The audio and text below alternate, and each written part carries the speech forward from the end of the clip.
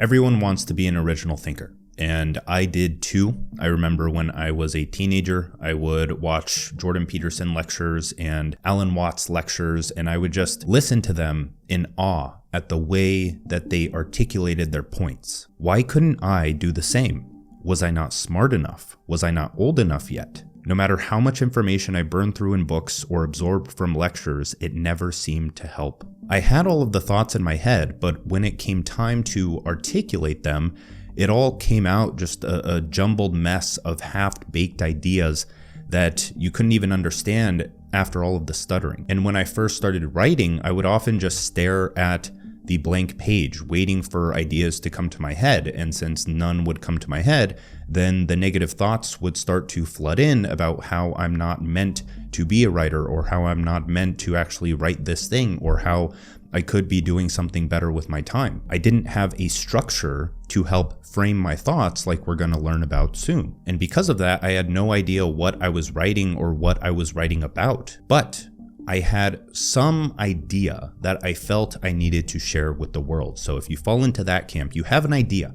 You have a thought in your head that you want to articulate better, then this video will help you. Now, the problem, in my eyes, is that in schools, they don't teach you how to think. You learn how to memorize. You learn how to rewrite things in your own words. And as kids, we kind of know deep down that this is silly. We don't want to do it. And so we put in the minimum effort it takes to get good grades unless you're an A+ student, which most of us weren't. I was actually, but in college I was not. I failed and dropped out. And that's just the thing. That's not how the real world works. You aren't rewarded for thinking someone else's thoughts. Now, I've been a writer for almost 5 years, not an academic writer, no English degree. I'm just a guy that decided to put his thoughts out on the internet, and some people seem to like it. So I have a few tips I can share. These aren't going to be academic lessons or English lessons. These are just going to be potentially philosophical lessons for how to become an original thinker, because that's what you need to become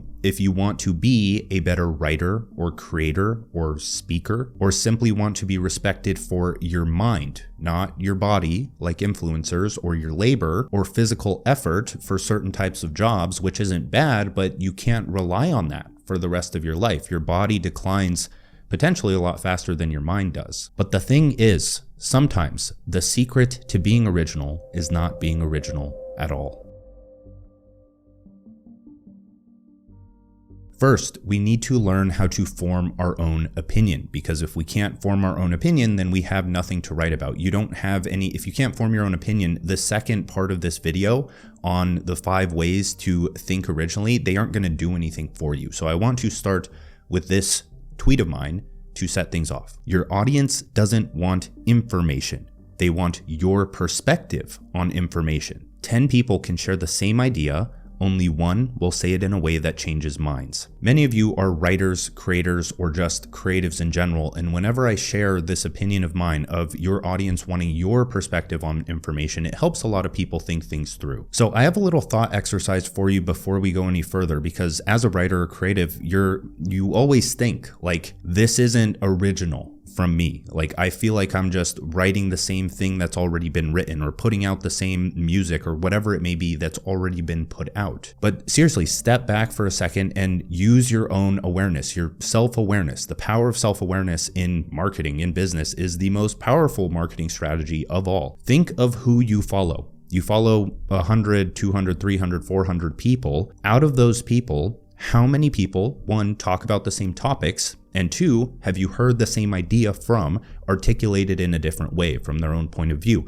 Do you see those 2 things and be like, oh, this guy copied this guy? Or do you see each of them as their own unique opinion? So the point there is, what's stopping you from doing that? And if it's just, oh, I can't think of a unique opinion or a unique perspective, then I have a solution for you in the second part of this video. But for now, understand this. You don't have your own opinion because your survival is dependent on agreeing with others' opinions. That takes a bit to unpack, so just think about this for a second. You needed approval if you didn't want to be cast out of the tribe. You absorb the values of the environment you were raised in because you need them to survive.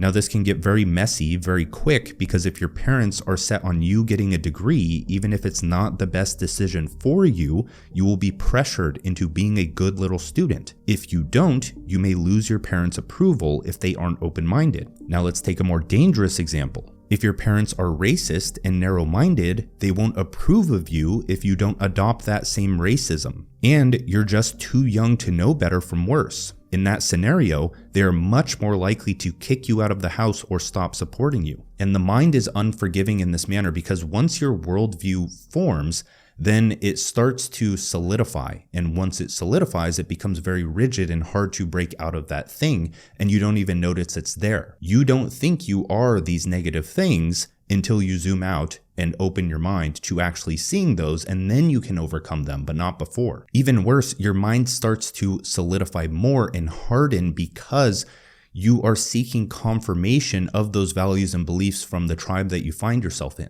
Now, one last example, which is an even more dangerous one. If you were raised in a Christian environment and tried to go to an underdeveloped part of the world, your beliefs could literally get you jailed or killed. It doesn't matter how true your beliefs are or how wrong the other ones are in this case. So I use Christian as an example there, but you can exchange that for anything. And even if you aren't jailed or killed, there are still bad things that can happen to you. Think of all the people that come over to America and they're instantly judged and demonized and other things. I'm not saying I have a solution for this. I'm just pointing out the obvious here. I'm not trying to sway anyone in any specific way around this thing, but it's quite obvious that some people come over and then they're viewed bad upon, and then they don't have any opportunities, so they can't do anything and they can't find their circle and survive well. So that makes sense, but what does this have to do with being an original thinker? Simple. You haven't been thinking independently for your entire life. So the first step in a solution to this is becoming a skeptic. And to become a skeptic, you need to step into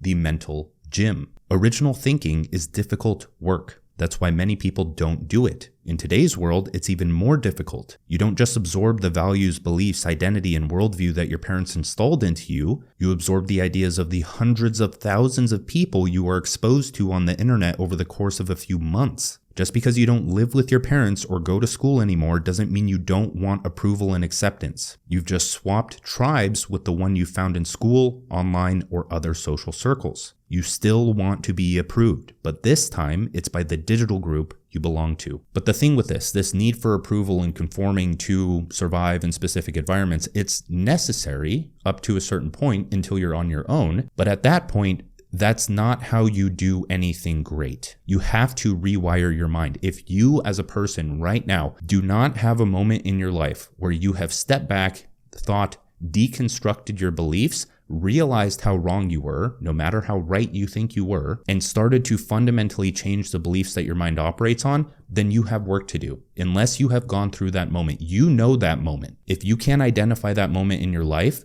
you need to hit that moment if you want to do anything great. You need to step out of the nice, cozy home your mind has adapted to and step into the mental gym. But when you first step into the gym, it's daunting. You don't want to go. You're afraid of embarrassing yourself. You're threatening the current structure of your mind that allows you to survive, unless that group you belong to encourages you to step in the gym. The first step to becoming an original thinker is to reject any prior belief, ideology, value, or idea because when you absorb them, you didn't question them. I don't care how right you think they are. If you didn't think them through from scratch, you can only assume they are wrong. And when I say reject everything, I mean everything. You need to hold all ideas in the realm of possibility before you accept them. Because the thing here is that you need a radically open mind if you want to think outside of the box that you didn't know you were in the first place. And for all I care, you weren't born from your mother because you weren't there to see it. I'm not talking about the physical body that you call yourself now that was technically there but couldn't register anything. You don't remember it. Yourself, your identity wasn't even formed then. You couldn't make sense of the world. You didn't have a distinction between self and other. You didn't exist. That's what I'm talking about. Whether or not what I just said is valid, my mind is actually able to go down that path and discover new things because I rejected and questioned something that is probably true, but by holding that belief loosely, I'm able to explore original thought. So how do you practice this? By becoming a skeptic. not the type of skeptic you see on Reddit or in YouTube debates. A true skeptic who is skeptical of their own skepticism. Someone who is skeptical about one belief but not their own is not a skeptic. They're simply blind and dumb. And once you label yourself or identify as a skeptic, you're not a skeptic. To illustrate this next point, here's a quote from Sextus Empiricus, who I believe is the OG skeptic. The Outlines of Pyrrhonism book is a book on skepticism. But here's the quote: "For to every account an equal account is opposed, and from this we think we come to hold no beliefs." So in other words, for every argument, there's an equal opposing argument. Have you ever noticed that you can argue in any direction infinitely, and you will never come to a conclusion? Usually those arguments lead to eventually someone just closing their mind and then being strict about what they believe, and then the argument ends there because there's no room for further discussion. So once you understand this, you suspend judgment and cease to hold firm beliefs. But that's not to say that you shouldn't act with conviction towards your goals. It simply means that you should pivot or change direction when you're exposed to better information. So rather than not holding firm beliefs, think of the contradiction: firm beliefs held loosely. And with all of this, there isn't one set thing that I can tell you for how to act within the world. That's up to your own discretion, making mistakes and just learning. Now, you can practice skepticism by trying to prove yourself wrong more often. I kind of fell into doing this naturally because on social media, well, one, I'm interested in certain things, right? I've always been interested in health, nutrition, the gym, business. And so when I see certain takes online, some of them are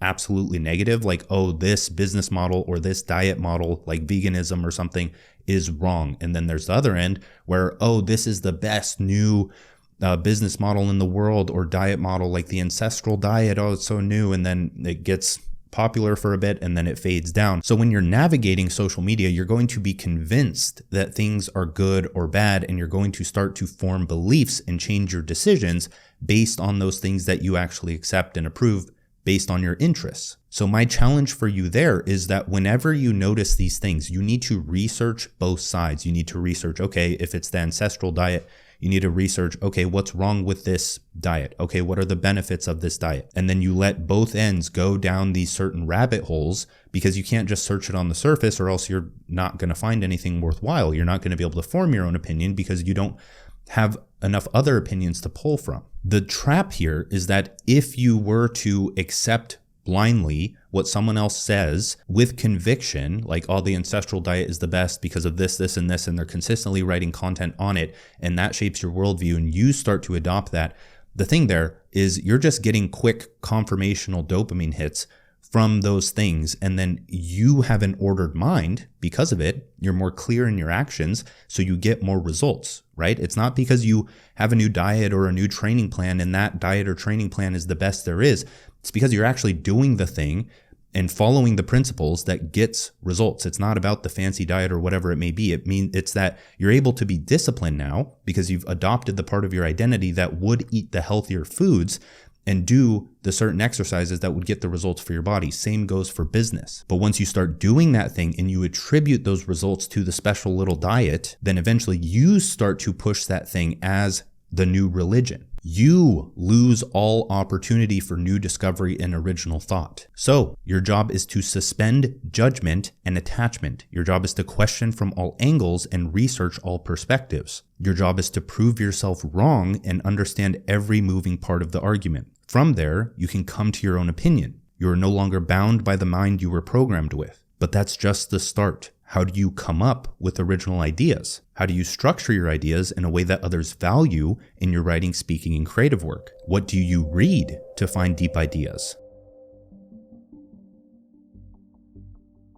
Here's the thing. Original thinking is largely a myth. Becoming a true skeptic, like we just talked about, will open your mind to less limited thinking, but it doesn't guarantee that you will have original ideas. It's just a starting point. And that's okay, because original thinking is perception. Perception is dependent on identity. Identity is dependent on conditioning, values, beliefs, conscious or unconscious goals, and the rest. As an example, some people who've read my book, The Art of Focus, thought it was incredible. And those aren't my words, although I thought it was good for a first book, but then others didn't. That's just the way things go, right? When you're online, you're making videos, you're posting your opinions in public, people are going to comment negatively about that thing if they don't agree with certain things that you said. And so when it gets negative reviews, and saying how I believe one of them said like it's nothing new, like I've read this all somewhere before. I thought it was pretty original. I thought most parts of it were fairly original, and maybe not even original, but at least unique, right? Presented in a unique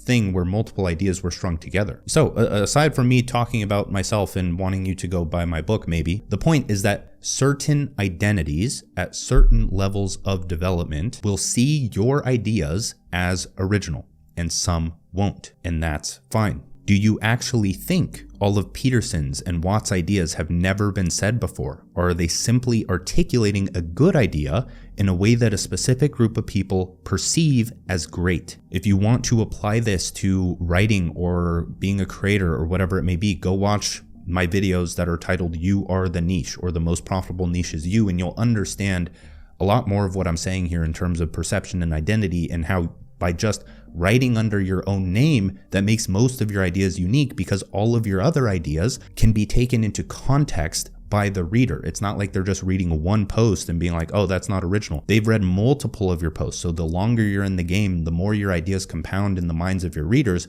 the more original of a lens they are reading your content through, or maybe even listening to your music from. They have these reference points to interpret what you're saying. It's not to say that you are any better than the other person listening to the idea, but if me and another person that you didn't know about were to post the same exact tweet and you read both of them like a week apart, whose would impact you more and why? If it's your first time watching me here, then you probably wouldn't be impacted very much. But others who have like consumed a lot of my content, I feel like it's safe to say that you would think mine is more impactful in that scenario. So getting into it, how do we discover, articulate, and create new ideas that few people have said before? Because that's the key to your success as a creative, especially going into the world of AI domination or whatever that is. So the first step is to just say the same thing from your own perspective, because most writers struggle because they feel as if they're saying what's already been said. And I know this extremely well because I teach writing in 2-Hour Writer,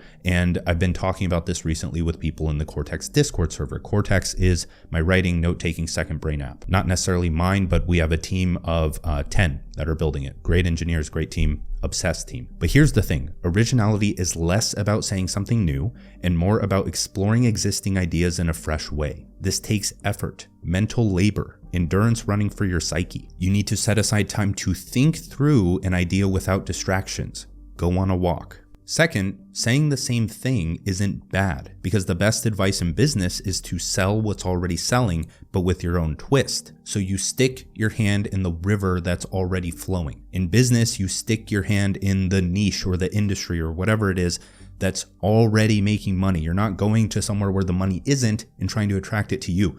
You go where the money is or where the attention is, like on social media, and you plant your own unique flag there with what already works. But the key is to talk about those things with a novel perspective. So how do you do that? That's what we're going to cover with the other steps. So step 2 is to read what people haven't read before. The best ideas I've found are the ones collecting dust in little known books, podcasts, videos, and posts. The point here is that most people aren't original, they're just talking about ideas you haven't seen before. If you're consuming the same information that everyone else is, it's no wonder why you feel like you're saying the same thing as them. So stop reading mainstream books, stop watching mainstream content, stop only getting your information from the algorithm. You need to actively hunt for ideas. I'm not saying that you have to stop the mainstream books or the mainstream movies or whatever it may be. Those are good for entertainment, right? But your intention with those is entertainment. It's not learning. It's not finding ideas so that you can master your craft. You need to separate those two things. And when you're trying to actually do something great, then you need to be intentional and put a lot of effort and priority into hunting for the ideas that will change the course of that thing that you're doing. So again, this takes effort. You're not just going to type into Google and find it on the first page of results. You have to dig. You have to actually research. You need to listen to 2-3 hour long podcasts that nobody has heard before that have like 2,000 views on YouTube. You need to go and find those channels. And no, bullet point summaries of something that's popular isn't going to give you anything original. I hate the bullet point summary culture. The people that comment, oh, this guy's just babbling all the time. Can I get a 5-minute or not a 5-minute, a 5 bullet point summary? You're absolutely missing the point. Nothing against the people doing that. Just the concept of like, I need bullet point summaries for everything. It's just cheap dopamine. Even in learning, even when you're trying to do something good, you can't escape the cheap dopamine, can you? Go watch my video, The Cheap Dopamine Epidemic, where I go over the difference between how short form content is entropic and long form content or long-term gratification in the form of content is centropic. One leads to more order and clarity in your life. The other leads to more disorder. Having bullet point summaries for 20 books is going to cause a lot more chaos in your mind than just reading one book. And you're going to get a lot more out of that one book. The point with that point is to just go down more rabbit holes. Step 3 is to connect ideas from different disciplines. Because I get my best ideas when I want to write about one topic, like business, but study something completely different, like philosophy. In fact, these usually turn into my most memorable writing and videos. People like my business videos because I bring a philosophical depth to it. Like on the topic of niching down and the concept of you are the niche and how I've brought like ego development theory to that thing and how you're targeting people at different levels of development. Another example is just I knew that levels of awareness were a thing in marketing, right? There's problem aware to solution aware to product aware and everything in between. And so when I read the book Awareness by Anthony DeMello, then I'm like, oh, I can start to make connections between these two things and I can bring this really unique and potentially original perspective to writing and teaching about the levels of awareness. Now, the thing here, again, is that this is much easier to do in something like a long form video or a long form newsletter. I've said this many times before, but if you're a creator who only makes short form content like TikToks or Reels or even tweets, as much as I love Twitter, even tweets, you're not building as much reputation as you think you are. There's a reason you remember the author that changed your life with the book, but you may remember a life-changing tweet, but that's probably only because you've spent enough time with that person's content. You have all of the moving pieces that make that idea work. Even if you haven't spent time with that person, that singular tweet means nothing to most people. It means the world and changed your life because you have all of the circulating ideas that allows it to connect. That's what books do for you. That's what longer form content does for you. If people go and read your content and they don't have any context, or you're not creative enough to write a post that clicks and hits people in the perfect spot, then long form content has to be there. So things like social media is good for attracting people who have that kind of beginner level shallow awareness because they're not on social media to learn, they're getting on to be entertained. So you need to grab them and you need to take them to the deeper stuff and you need to raise their awareness. So the point with this tip is to just stop only studying what you're good at. It's good to study what you're good at and get better at it so you can master it, but you need to complement that with a complementary domain to bring a new dimension to it so you don't end up like the people who are pigeonholing themselves in that specialist area so that an AI specialist can go and replace it. Go watch my videos on being a generalist. So as an example, if you're into marketing, study psychology or spirituality. If you're into philosophy, study business or social media. Write about the connections that you make. Now, step 4 is to just stop being afraid of frameworks. It seems like creative people are allergic to frameworks for no good reason. They think that frameworks ruin their authenticity or their freedom with creative thought. But what they fail to realize is that creativity thrives within constraints, specifically constraints that you set, right? Agency, autonomy. When you're assigned constraints, like the project of someone else, yeah, that's not fun. You don't like working on other people's projects unless you have a shared vision and a long-term stake in that thing, like in a company when you're assigned client work. But when you're building your own projects and you set the constraints, it's like the most fun thing to do in the world. And the other thing here is that you can't think outside of the box if there is no box. If you don't have constraints, how can you be creative within that thing? So almost everything I write or speak stems from one specific framework that I call pain and process. There's multiple. You can look up copywriting frameworks or writing frameworks or any kind of speaking frameworks or any kind of frameworks, and you'll find a lot of good ones. Just go studying them, try them. But pain and process or problem and process is arguably the easiest one. It's very simple. You start with a pain point or a problem, and then you go over the process to overcome that thing. I have a Cortex document that you can duplicate with the link in the description that goes over examples of this and the pyramid principle, which helps with persuasive writing or speaking as well. If you were to just follow those two frameworks, you would have great writing and speaking if you practiced. So why this framework? Why do we start with a problem? Because 1, it captures attention. 2, it qualifies the reader or listener. It answers the question, what's in it for me? 3, it is the start of any good story. All stories start with a problem or pain point, or they open a curiosity loop because something's wrong. And then last, it frames the ideas that come next, like a story or solution. So if you want to think originally, just start with the problem. Think of a problem, right? You have a topic, you have an idea. Next, your mind should immediately go to the problem, and then you can start questioning from there. That is the easiest way to think originally, or just think impactfully. Just try it. Take an idea from this video, like being skeptical of your own skepticism, and then, okay, what's the problem with that? Just train your mind to think problem, problem, problem. That's the most valuable mindset you can create in any situation, business, startups, relationships. If you can just become a problem solver, all of your goals are implied. You don't need to be a goal setter. You become a problem solver because you actively think of problems to solve. The goal is implied because a problem doesn't, or a goal doesn't exist without a problem. And then once you start solving it, you unlock, you go deeper. That's what allows for creativity. So think of the problem, then think of an example or a story that illustrates the problem. If you need help with this as well, I know I continue to promote Cortex. Go to the Discord server, Cortex Discord server, then go to the Second Brain course channel. Take the first actual section of that, not the Cortex overview, but the core notes section. There's a core notes template. It goes over how to take notes on ideas. What it's really doing is it's helping you structure a creative and persuasive argument. So once you build your second brain, your database of notes with all of these ideas, once you have 10, 20, I guarantee you won't be able to stop writing. Now, step number 5 is that experimentation is your best teacher. Experimentation or direct experience is going to give you the most unique viewpoints on things because they're your experience and you're unique from everyone else. The other thing is that you live in your body, you live with your mind, you live with other people, and you live with responsibilities. Because of that, it should be considered your full-time job to learn about them, practice skills that improve them, and master those domains. Like, that's one thing that gets me, it makes me feel off. It's like people are like, I don't know what to do. And meanwhile, their life is in the shitter. It's like, what do you think you do? You're over here studying this esoteric crap rather than just fixing what's right in front of you, because that's going to teach you more than that is. Now, here's the reason behind this. Since most thinking starts with a problem and experimentation, not prescription,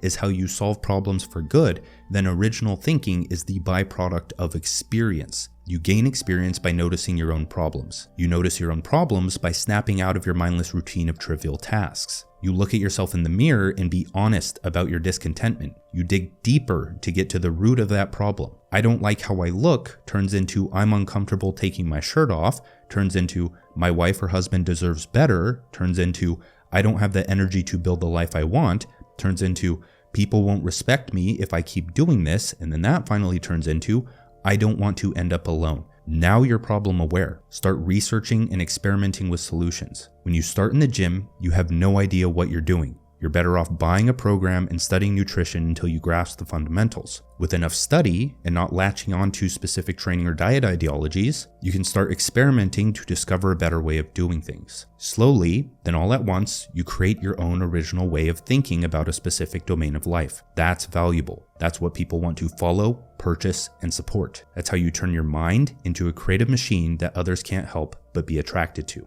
Thank you for watching. Like, subscribe, sign up for Cortex. The iOS mobile app is going out soon. Desktop app with floating documents just went out.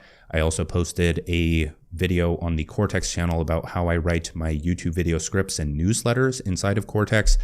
I'm probably going to be posting more tutorials there. Then after comes voice transcription, full offline mode, Cortex AI. I'm actually very excited about the neural search pane. So a way to think about that is like as you're writing, it will notice what you're writing and it will start to surface other ideas for you, related ideas that can help you continue your writing. So if you're writing a newsletter or a Twitter thread, it will automatically pop up ideas for you that you've either highlighted or written before, and you can use those or use AI to help you synthesize them inside of there. So super excited for that. But that's it for this video. Apologies for the endless self-promotion of Cortex, but we're up against the big boys here, Notion and Obsidian, although we're not really trying to compete with them. Okay, I'm done.